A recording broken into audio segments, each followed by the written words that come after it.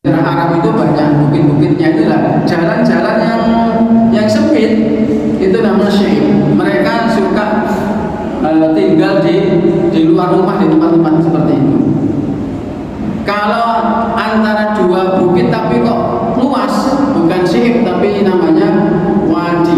Wadi itu lembah, jadi luas sekali. Tapi kalau syi'ib itu yang jalan kecil-kecil berkala-kala di antara dua bukit-bukit itu. Makanya bulannya namanya Sya'ban, bulan menuju panas. Kemudian setelah Sya'ban, Ramadan. Nah, Ramadan ya dari kata Ramadan itu adalah musim terik panas yang sangat menyengat. Ya, syadidul har namanya. Ya, panas tenanan itu Ramadan.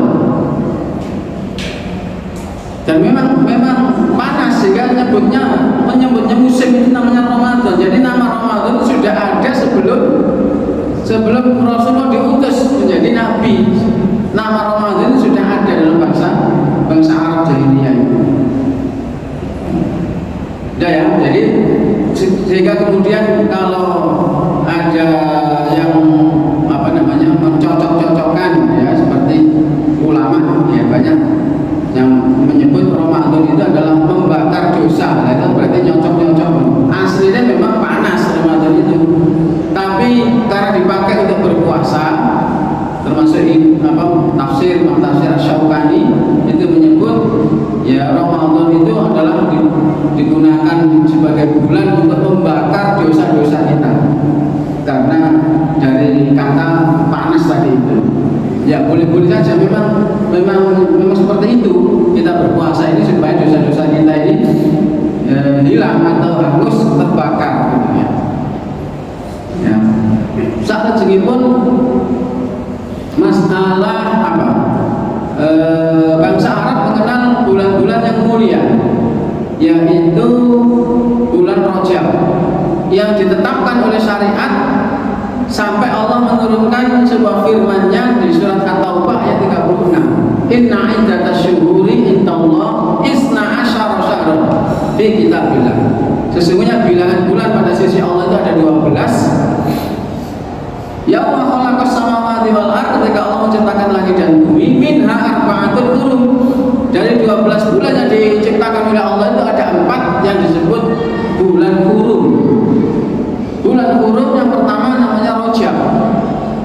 Rajab ini bagi bangsa Arab adalah musim berkunjung ke Mekah, karena orang Arab ini menghormati bangunan Ka'bah sebagai tempat yang sakral sejak dibangunnya Nabi Ismail bersama Nabi Ibrahim. Jadi musim berkunjung ke Mekah itu di bulan Rajab. Jadi Murajab artinya, Murajab itu mufaddal, yang dimuliakan, mukarram, itu nama Rajab itu. Tapi musim berkunjung ke Ka'bah itu untuk orang-orang yang di sekitar Mekah saja, karena Rajab itu di bulan hurum, namanya bulan hurum sendirian ya, Rajab itu. Nanti bulan hurum yang ketiga itu berturut-turut, yaitu Dzulqa'dah, Dzulhijjah dan Muharram. Rajab ini menyendiri, bulan hurum yang menyendiri, karena bangsa Arab mendatangi Ka'bah itu dari tempat-tempat yang terdekat, yaitu orang Taif, orang Riyadh, orang Jeddah ya. Itu saja yang mengunjungi Ka'bah itu, orang terdekat dari Mekah saja. Makanya butuh waktu cuma 1 bulan, tidak lama. Itu namanya Rajab. Mereka menghormati sekali bulan Rajab itu. Kemudian yang bulan hurum yang ketiga Dzulqa'dah, Dzulhijjah dan Muharram. Ini adalah bulan berkunjung ke Mekah untuk negara-negara yang jauh-jauh seperti Syam, ya, Syria, Irak. Negara-negara yang jauh-jauh itu datang ke Mekah butuh waktu lama, sehingga bulan hurum mereka ini 3. Dzulqa'dah itu untuk berangkatnya ke Mekah, kemudian Dzulhijjah itu selama di Mekah itu 1 bulan, seperti yang ditetapkan syariat Islam sekarang sebagai musim haji itu, ya. Kemudian Muharram adalah waktu untuk pulangnya. Nah ini waktu untuk pulangnya. sehingga bangsa Arab yang menghormati bulan-bulan mulia itu sampai para pendosa pun, orang-orang yang melakukan dosa-dosa kemaksiatan itu juga tahu itu bulan-bulan mulia, akhirnya berhenti. Kalau di jalan-jalan banyak begal, banyak rampok. Kalau musim kurun, asyarul kurun itu mereka libur untuk merampok, untuk begal para pedagang yang mau jualan ini. Jadi mereka tahu ini bulan kurun, sangat menghormati. Jadi Islam juga menetapkan bulan kurun itu, maka di Al-Quran tadi dilanjutkan oleh Allah, fala tadzlimu fihinna anfusakum, jangan kamu mendolimi dirimu di bulan-bulan kurun ini. Bermaksiat di bulan kurun ini dosanya lebih besar, ya. Rajab, Dzulqa'dah, Dzulhijjah, Muharram. Kita dianjurkan di bulan-bulan kurun itu meningkatkan ibadah kepada Allah. Kemudian para bapak dan ibu sekalian, bangsa Arab juga punya bulan yang sangat sakral, tapi sakralnya ini bulan bukan untuk dimuliakan seperti bulan kurun tadi, tapi sakral ini diwedeni. Istilahnya bulan singit, bulan yang dianggap sial. Bulan yang dianggap sial apa? Bulan sialnya bangsa Arab yaitu Syawal dan Safar. Syawal dan Safar. Jadi kalau mau nyebut sambut pinten ulang, Rabiul Awal, Rabiul Tsani, Jumadil Ula, Jumadil Tsani, Rajab, kemudian bulan Huruf, kemudian Sa'ban, Sa'ban ini Jumadil Tsani, Sa'ban, Rajab, Sa'ban, Ramadan, sama nggih. Nah, Syawal ini bulan yang menakutkan bagi bangsa Arab. Syawal itu kaya dhewe wedi bulan Selo niku. Nggih. Ibu-ibu tasih ajri nggih kali Selo nggih. Sampai gak wani mantu.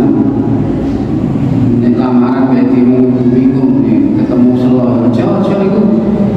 Enteni anu besar. Wedi iki Selo. Padahal Selo itu asyarul qurun, ya. Dzulqa'dah itu asyarul qurun, bulan yang mulia dalam Islam. Nah, Syawal itu bulan sialnya orang Arab.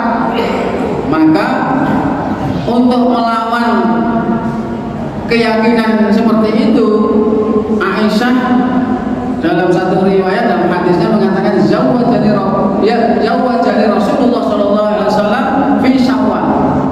Nabi menikahi aku itu di bulan Syawal. Jadi nikahnya Nabi dan Aisyah itu tepat pada bulan Syawal. Untuk apa? Untuk menangkis keyakinan, menolak keyakinan bahwa Syawal itu bulan sial. Seperti itu. Kemudian Syawal, terus Dzulqa'dah, Dzulhijjah, Muharram, lah kemudian Safar. Safar itu orang Arab juga takut, ya, takut dengan Safar. Makanya dalam satu hadis Nabi mengatakan la adwa wala tiyarata wala hammata wala safar. Hadis sahih, ya. Jangan kamu merasa sial. Jangan kamu merasa tiarah niku kayak apa khurafat tatayur. Jangan kamu punya keyakinan tatayur. Sing kula nanti critakno ana buku-buku winane yo. Nggih. Dan sejenisnya itu termasuk tiarah. Ya. Khurafat itu tidak boleh. Bahwa kalau begini akan terjadi sial, kalau begini ya keyakinannya macam-macam. Orang Jawa tambah kuat tiarahnya itu, ya. Tatayurnya orang Jawa makin malah. Jadi lungguh none lawang aja gak payu rabi.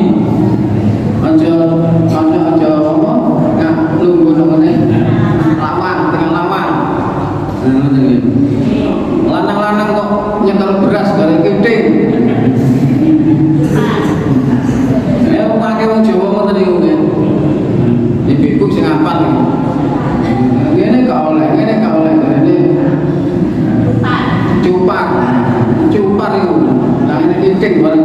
Kalau biyen ngoten. Lanang-lanang kok nyekel bahasanya titik. Nah, itu termasuk tiarah-tiarah ini. Terus wala sofaro, dan tidak ada sial di bulan Sofar kata Rasulullah. Jadi langsung dengan sabda beliau menolak keyakinan Sofar itu bulan yang tidak baik. Pun setahun seperti itu orang Mekah itu, orang Arab jahiliyah begitu menamai bulan dengan musim dan keadaan mereka masing-masing. Nah, Ramadan itu belas gak digubris. Ramadan itu bulan yang gak diperhitungkan sama sekali oleh bangsa Mekah, bangsa Arab jahiliyah. Oh, Ramadan itu bulan musim panas ya. Ramadan bulan gak direken ya, gak dipikir belas oleh masyarakat itu sebagai bulan yang apa istimewa kayak atau bulan sial ya enggak, pokoknya netral ya, bulan-bulan yang gak dipikir Ramadan itu.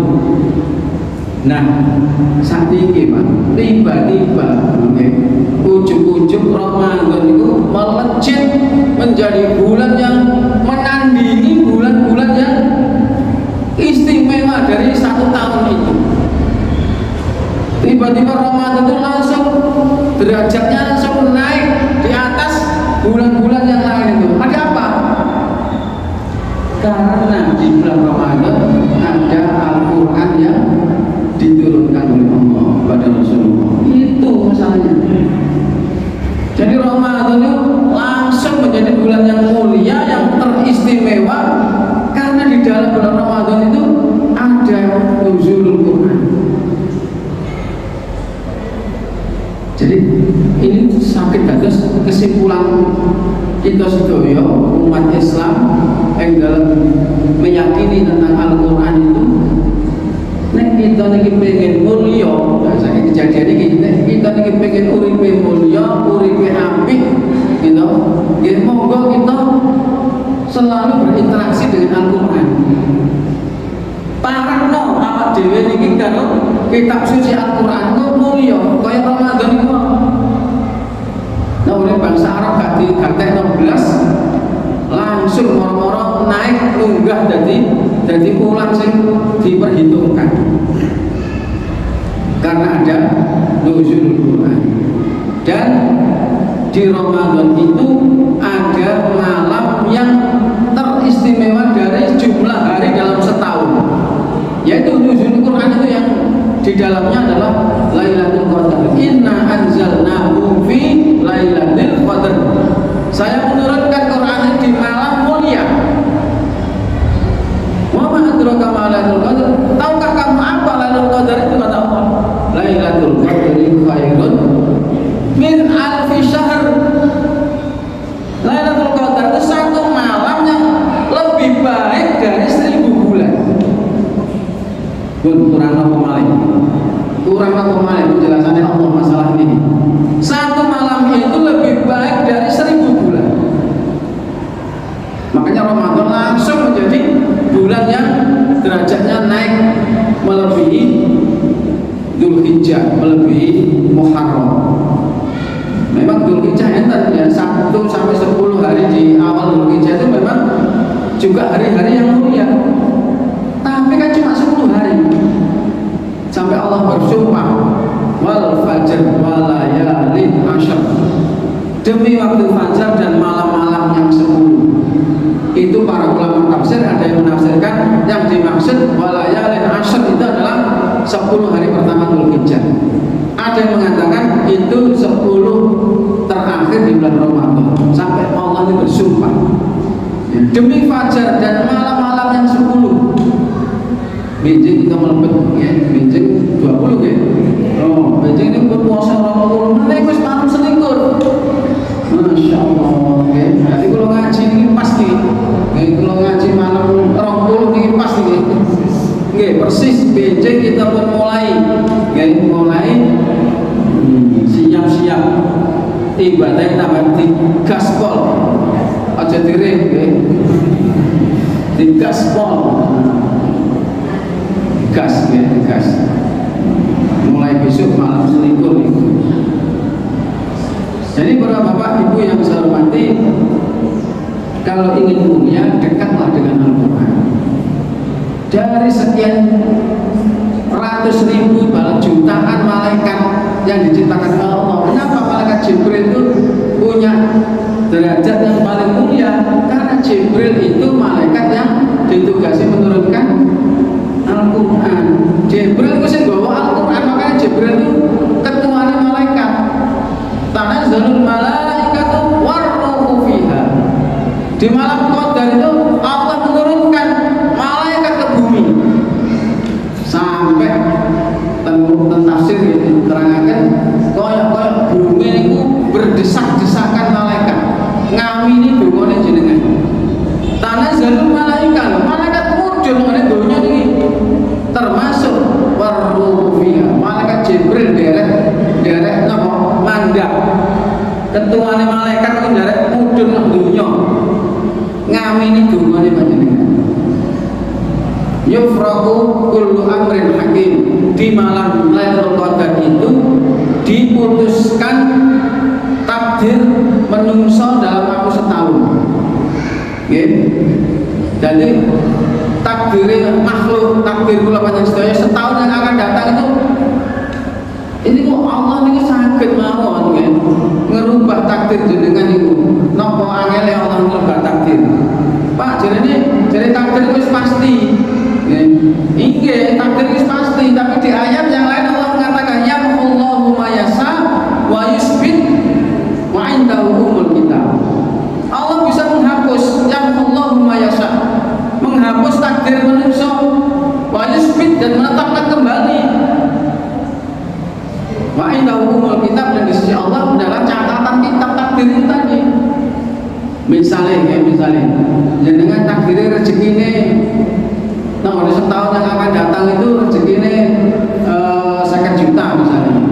Jangan mergo malam Lailatul Qadar kok yang di antara beribadah lindungi kepada Allah, minta sehat, minta rezeki, minta lancar semua.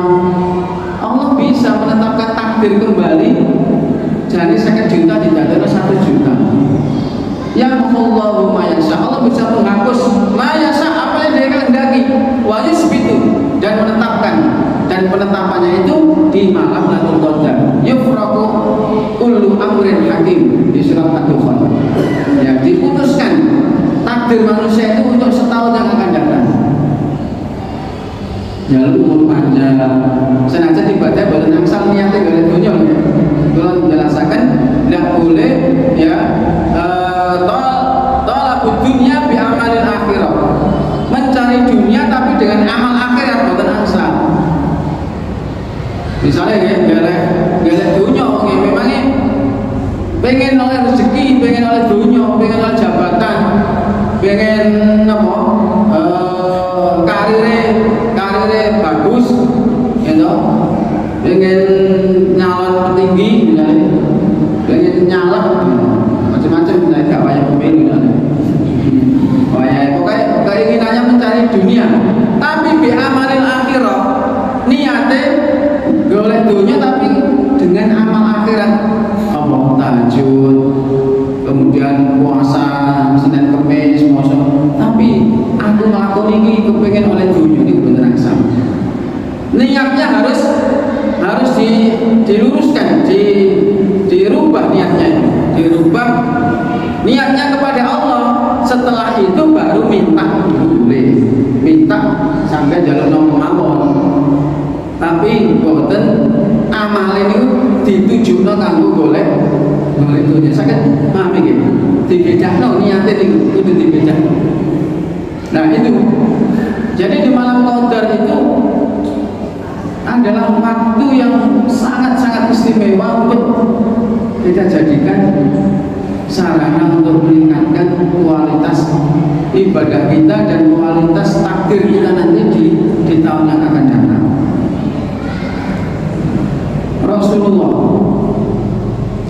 Rasulullah itu menerima Al-Quran. Rasulullah menjadi nabi dan rasul yang paling mulia karena beliau mendapatkan firman Allah yaitu Al-Quranul Karim. Dan Quran ini menyempurnakan kitab-kitab sebelumnya. Zabur, Taurat, Injil itu disempurnakan, semuanya sudah lengkap di dalam Al-Quran. Makanya Rasulullah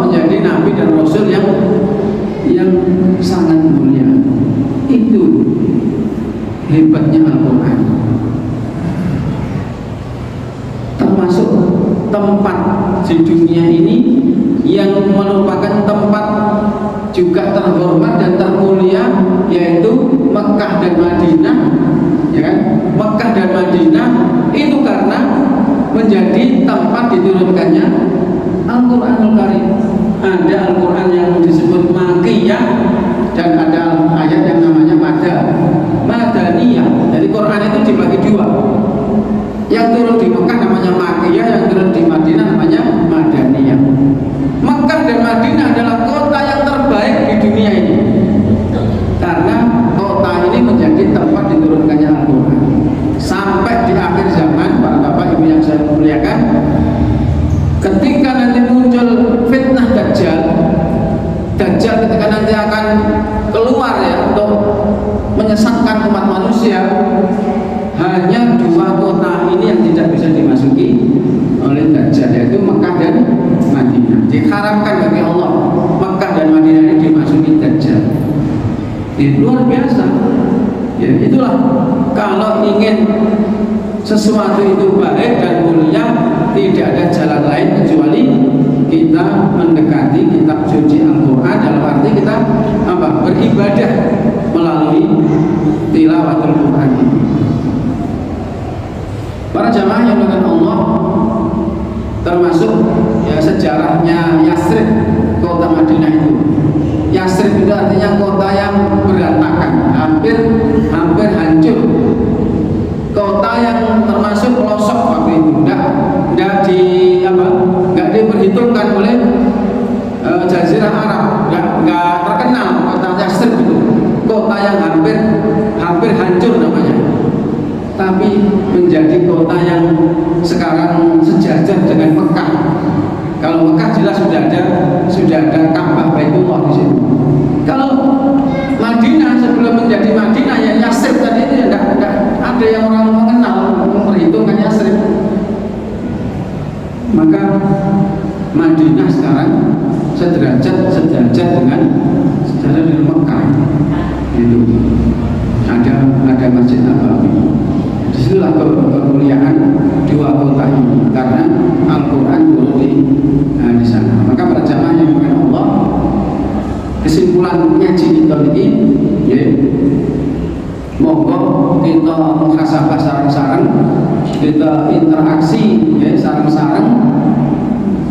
Sing biasanya kirang parek karo Quran, ya monggo mulai saat ini, khususnya di bulan Ramadan, monggo kita berusaha ya menguatkan niat, komitmen untuk mulai dekat dengan Al-Quran, Kata Nabi, khairukum man ta'allama al-Quran wa 'allamahu. Sebaik-baik kalian, saapik-apike menungso, dawuh Rasulullah, wong sing belajar Al-Quran dan mengajarkan Al-Quran. Jadi orang yang terbaik dalam pandangan Nabi itu orang yang belajar Al-Quran, juga orang yang mengajar Al-Quran. Itu orang terbaik. Jangan menilai orang terbaik dari status-status yang lain, harta, pangkat, jabatan, titel, bukan. Orang yang terbaik di dunia ini adalah orang yang belajar Al-Quran. Di sekitar ini nasib belajar terus, Pak. Nasib belajar terus. Ilmu kita tentang Quran ini nasib malah pinter persen. Al-Quran itu kata Allah di surat Al-Furqan, surat Al-Kahfi terakhir. Jangan biasa Jumat maus Al-Kahfi. Apa bunyinya itu? Innal ladzina amanu wa 'amilus shalihati kanat lahum jannatul firdausi nuzula khalidina fiha la yabghuna anha hiwala. Terus kul law kana al-bahru midadan li kalimati rabbi. Katakan ya Muhammad, law kana al-bahru midadan, seandainya samudra, ya, lautan itu menjadi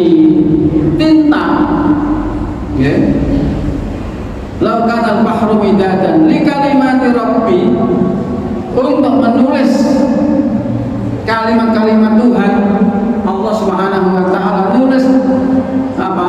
Tanda-tanda kebesaran Allah di muka bumi ini. Laut mengenai laut sakuna ambane itu mumpama itu dadi mangsi tinta gitu. Jika nulis kalimat Allah, lana fidal bahru, tidak akan bisa kering qabla ayam pada kalimat Rabbi, ya, sampai ya sebelum habis ya, kalimat Allah itu ditulis. Walau cina bimislihi madada, masya Allah, sekalipun kamu datangkan ya 2 kali seperti itu, coba ya, lautan seluas itu jadi tinta terus ditulis tinta sakmono kibet ini pinter ya, siapa sih iso ngitung banyune lah sepuluh. Ya itu jadi mangsi jika nulis kalimat Allah gak ngira ngentekno. Sampai misalnya kalau iso entek mangsi ku koret-koret, banyu si goreng koret-koret ge nulis kalimat Allah.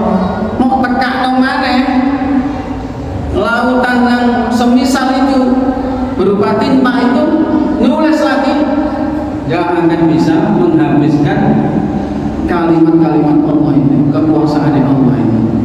Ini ya tantangan Allah untuk kemujizatan Al-Quran yang hebatnya luar biasa ini.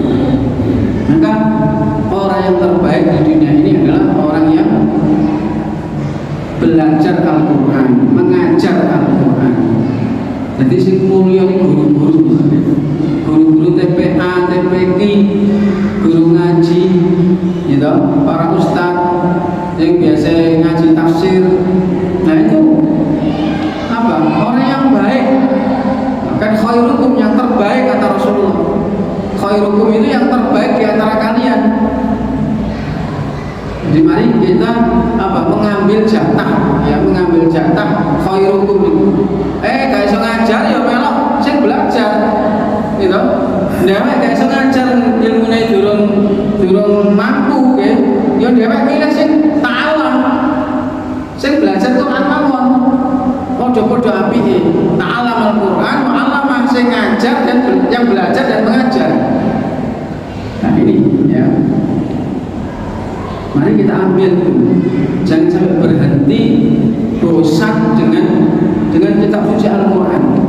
Engko mari poso wis mari riyo wis Qur'ane ditumpuk malih. Wis gak diwaca malih. Ketemu tau ngarep lagi diwaca malih. Pengalaman. Itu kok uyun-uyun pengalaman. Ya, untuk tilawah, ditelateni bendinten, buatan sakit sajus nggih, 100 ayat, buatan sakit 100 ayat nggih, ya 10 ayat sedino. Pokoknya dia sampai lepas dari tilawah Quran, dia sampai lepas dari tilawah Quran. Matur maghrib nunggu isya atau waktu saya ngewecok nih, gitu, santai-santai, kalau pulang ngenteni isya tak ngaji saja. Mari mangan bengi ngoten nggih. Wis matur dahar, atur. Ada waktu 15 menit sebelum isya ngaji. Syukur-syukur dan masjid mriki memantau maghrib boten kondur, sae-sae pisan aku kene. Wis mangane kok mari sak pisan utawa didahului sadurunge maghrib mendahar. Wis kok mari maghrib sampai isya di masjid deres utawa tilawah Quran. Jadi Allah menyiapkan ya pahala bagi pembaca Al-Quran yang sudah sering saya sampaikan. Yang satu huruf adalah 10 ya. Alif lam mim pahala kita sudah 30 kebaikan.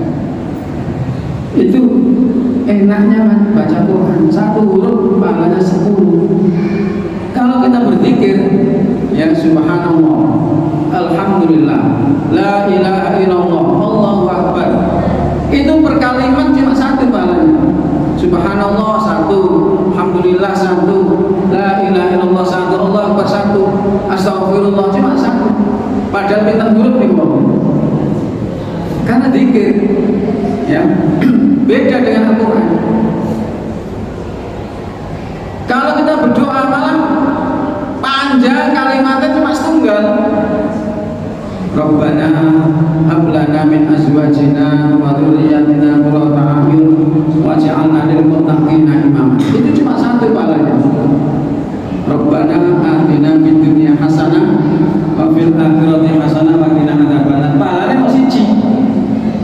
Mergo nopo? Maca Quran kok per huruf, zikir kok per kalimat niku wae terus donga. Kalimatnya kuwatah namung setunggal. Jadi urutannya ngoten. Ya mergo donga niku kan njaluk nggih. Donga niku kan nedhi ya Allah, Rabbana, ya minta kepada Allah, Allahumma. Sementara zikir itu memuji Allah. Saya pun njaluk napa muji? Muji napa njaluk? Ya, kabeh muji. Mau njaluk kok ya. Ndonga kan njaluk. Ganjarane mung siji. Tapi nek memuji, subhanallah, alhamdulillah, la ilaha illallah, ya satu-satu. Tapi kenapa Al-Qur'an kok pahalanya malah satu huruf, pahalanya satu? Dan satu itu wal hasanatu bi asri amsalihha. Satu itu dilipat gandakan jadi 10. Itu Al-Quran itu. Jadi luar biasa, ya. Tidak ada kemuliaan selain kita senantiasa berinteraksi dengan Al-Quran Karim. Niki kita dari bahas hukum-hukumnya Pak. Nembe bahas mocore mau, nembe bahas mau Quran mau dari kita nih bahas piye dhewek uripe niki iso nglakoni sesuai isi kitab suci Al-Qur'an. Nek soalnya wadah gitu, dan masyarakat ini tiang-tiang sing di luar kegiatannya itu yang tidak sesuai dengan petunjuk kitab suci Al-Qur'an. Padahal Syahrul Ramadan alladzi unzila fihil Qur'an hudan. Hudan itu petunjuk. Diturunkannya Quran itu fungsinya sebagai petunjuk hidup manusia. Lah piye nek dhewek urip dikai petunjuk Al-Qur'an. Contohnya, kalau nanti enten acara dan Padang itu Sumatera Barat. Acara, ya pertama itu kalau pengalaman naik pesawat itu, kalau Juanda Jakarta, pindah Malih dan Padang. Nah, kalau ada bingkai kursi agak belakang, nah itu enten mbak-mbak sing apa ngambil kelambine anaknya itu hadirin. Terus Pak maksudnya pramugari yang melopot-melopot itu. Nah, kan bawa kelambine anak ini. Apa kelambine aji ini? Kan turun di anak ini. Cek perawan-perawan. Bawa kelambine aji sektekan itu. Melopot-melopot. Nah, ini kok dan mingke ya. Dan mingke melopot toilet kok muni kerja banyu ya. Ternyata wudu mata-mata gelar saja dan mingke sholat dan panggilan dengan anu ini salok rombongan kan sholat itu batin itu loh aku turun sholat ini baik sholat di sana ya. Artinya apa Pak? Ya walaupun dalam penampilannya seperti itu, ya isek pikir ngelakoni sholat, kewajiban sholat. Ya dalam hal sholatnya alhamdulillah ya, saya bisa gelem ngelakoni sholat itu mau. Cuma mari buka ruku kan, terus auratnya ketinggalan malah kan ya.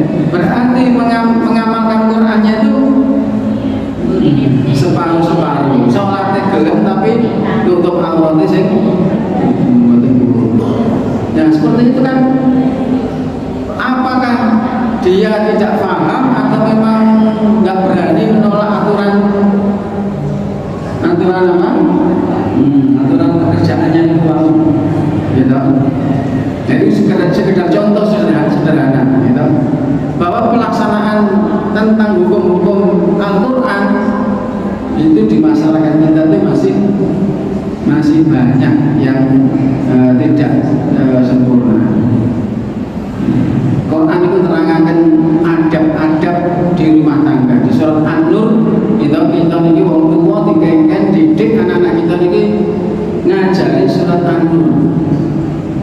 Kenapa Rasulullah kok ngengken wong tua ini ngajari anak-anak kita khususnya surat An-Nur itu tentang kehidupan keluarga. Di sana ada ayat bahwa anak itu disuruh minta izin kepada orang tua dalam 3 waktu.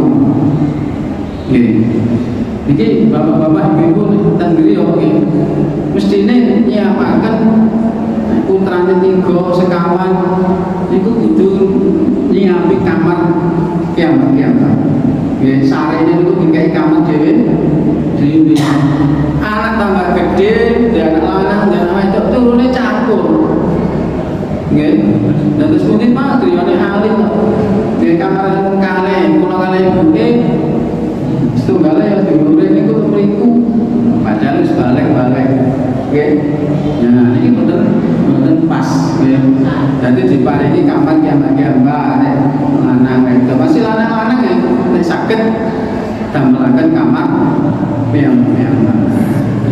Terus adab minta izin kepada orang tua. Kamar orang tua itu privasi, ya, privasi.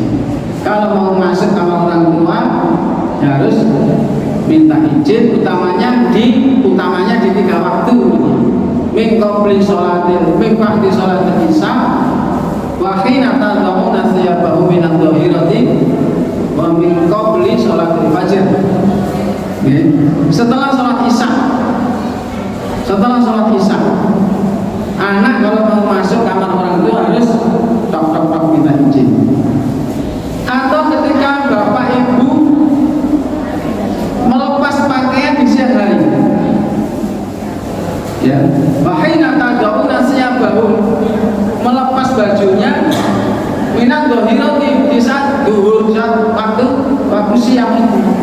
Dengan istirahat siang di kamar, ibu istirahat di kamar misalnya. Maka anak jangan sekali-kali masuk selonok boy, langsung lawang ini buka langsung melbu. Kemudian kami beli sholat fajar dan sebelum sholat subuh. Nah itu kan waktu-waktu khusus orang tua. Ya, waktu-waktu orang tua ya. Sebelum subuh, sesudah isya, kemudian waktu sholat, waktu istirahat siang hari itu. Al-Quran sampun nyontoh urip kita kan semuanya luar biasa. Ini salah satu contoh sederhana dalam hidup rumah tangga yang kadang kita itu menyepelekan. Para bapak, para ibu yang mulia, maka kekuatan Al-Quran ini sudah diketahui oleh orang-orang baru Islam. Tiang-tiang kafir, musuh-musuh Islam itu sudah ngerti, ya, kekuatan Al-Quran dan kemukjizatan Al-Quran. Kalau umat Islam ini mau bersama-sama mengamalkan kitab suci Al-Quran dalam kehidupan, maka di surat Fussilat, ya, kalau nggak salah, di sini diterangkan orang kafir itu menyadari hal itu dengan mengatakan kata Allah, wa qala alladziina kafaru la tasma'u li hadzal Qur'an wal ghaw bihi. Kata Allah, orang-orang kafir itu berkata, la tasma'u li hadzal Qur'an, kamu jangan mendengarkan Al-Quran. Ojo ngrungokno Quran apa jadi wong kafir. Ojo apa meneh melajari Quran. Jangan sekali-kali lantas mau lihat Al-Quran. Wal ghaubihi, dan buatlah kegaduhan. Buatlah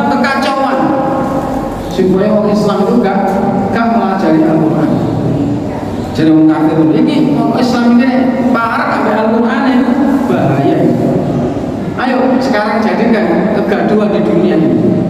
Ojo sampai orang Islam berinteraksi dengan kitab suci Al-Qur'annya dengan baik. Nah, ini para jamaah rahimahumullah. Sekali lagi mari kita koreksi introspeksi dalam diri kita masing-masing, ya. Kita jadikan Quran ini sebagai penuntun petunjuk dalam hidup kula panjenengan sedaya, kita amalkan dalam kehidupan kita, dan kita berharap Al-Quran ini akan menuntun kita baik di dunia nanti sampai di yaumil kiamah. Al-Quran ini akan menjadi penolong kula panjenengan sedaya. Dawuh Rasulullah, "Asyam wal Quran yasfa'ani lil 'abdi yaumal qiyamah." Sesungguhnya puasa dan Al-Quran ini akan menjadi dua penolong di yaumil qiyamah. Yaqul syam mana'tuhul akla wa syurba li ajli fayasfa'ani. Yen poso iki kita lampahi iki mangke teng akhirat nulungi kula panjenengan sedaya. Dengan mengatakan, "Ya Allah, aku melarang mereka makan dan minum, maka izinkan aku menolong hamba-Mu." Wa yaqulul Qur'an mana'tuhu nauma bilail fayasfa'ani. Ya Allah, aku mencegah hamba-Mu ini tidur di waktu malamnya, maka izinkan aku menolong hamba-Mu. Jadi poso kita, Quran sing kita waos sak niki mangke nulungi kula panjenengan sedaya wonten dinten kiamat. Mangke amin ya rabbal alamin. Kalau kita cekap samanten apa ingkang kula sampaikan sambil menunggu waktu maghrib, kita berzikir, kita berdoa kepada Allah. Ya, waktu yang mustajabah salah satunya di bulan puasa adalah doa menjelang berbuka puasa. Ya, mudah-mudahan keinginan, harapan, cita-cita kula panjenengan sedaya